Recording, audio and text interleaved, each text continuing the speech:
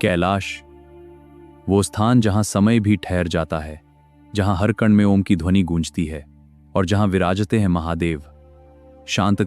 उनके हाथ में रहता है एक दिव्य अस्त्र, त्रिशूल, जो सिर्फ एक हथियार नहीं बल्कि सृष्टि, पालन और संहार तीनों शक्तियों का प्रतीक है।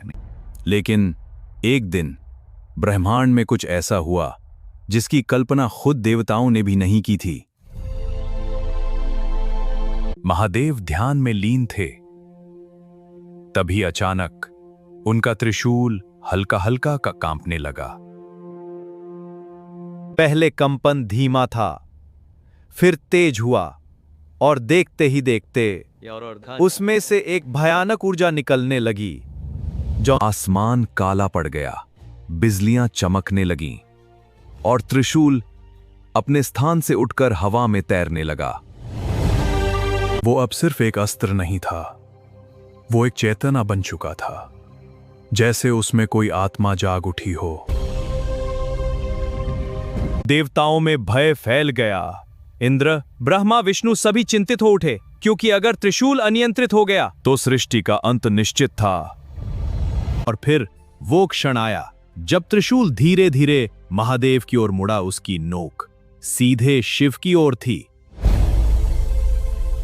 ये युद्ध की घोषणा नहीं थी, ये एक चुनौती थी। पूरे ब्रह्मांड की सांसें थम गईं। क्या अब महादेव और उनके ही अस्त्र के बीच युद्ध होगा? लेकिन महादेव मुस्कुराए। उन्होंने आंखें खोली। उनकी आंखों में क्रोध नहीं, शांति थी, क्योंकि वो जानते थे ये कोई साधारण विद्रोह नहीं। त्रिशूल की शक्ति खुद उनकी ही ऊर्जा का हिस्सा थी, और जब शक्ति बेकाबू हो जाए तो उसे बल से नहीं, समझ से जीता जाता है। महादेव ध्यान में बैठ गए। उन्होंने अपनी चेतना को भीतर की ओर मोड़ा। त्रिशूल की ऊर्जा और शिव की चेतना एक दूसरे से टकराने लगी। ये बाहरी युद्ध नहीं था, ये एक आंतरिक संघर्ष था। धीरे धीरे महादेव की शांति उस उग्र शक्ति पर हावी होने लगी। त्रिशूल की चमक कम होने लगी, उसकी गति धीमी हो गई। और फिर वो क्षण आया जब द त्रिशूल धीरे धीरे नीचे उतरा और वापस महादेव के हाथ में आ गया।